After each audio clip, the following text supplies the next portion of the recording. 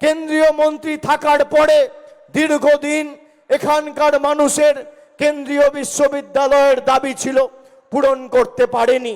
জাতীয় সড়কের পরিধি বাড়ানো থেকে শুরু করে সম্প্রসারণ ঘটানো থেকে শুরু করে একাধিক দাবি ছিল, করা তো দূরের কথা।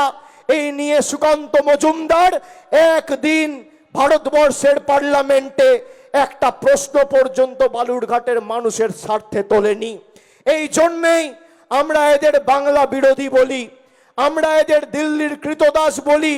আগামী দিন যদি বালুরঘাটে বিজেপির প্রতিনিধি যেতে কোনো এলাকায় কোনো পাড়ায় একটা খুঁটি পুঁতে 10 ওয়াট বাল্ব লাগানোর আগে দিল্লির নেতাদের অনুমতি এই সুকান্ত মজুমদারের নিয়ে আসতে হবে।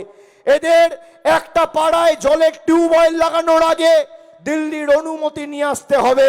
দিল্লির অনুমতি ছাড়া এরা বাংলায় এক পা ফেলতে পারবে না। বালুরঘাটের মানুষকে ঠিক করতে হবে যে আগামী দিন বালুরঘাট আর দক্ষিণ দিনাজপুর বাংলার মানুষ পরিচালনা করবে না দিল্লি, গুজরাট, রাজস্থান, মধ্যপ্রদেশ, উত্তরপ্রদেশের বহিরাগত নেতারা এরা পরিচালিত করবে। সিদ্ধান্ত আপনাকে নিতে হবে।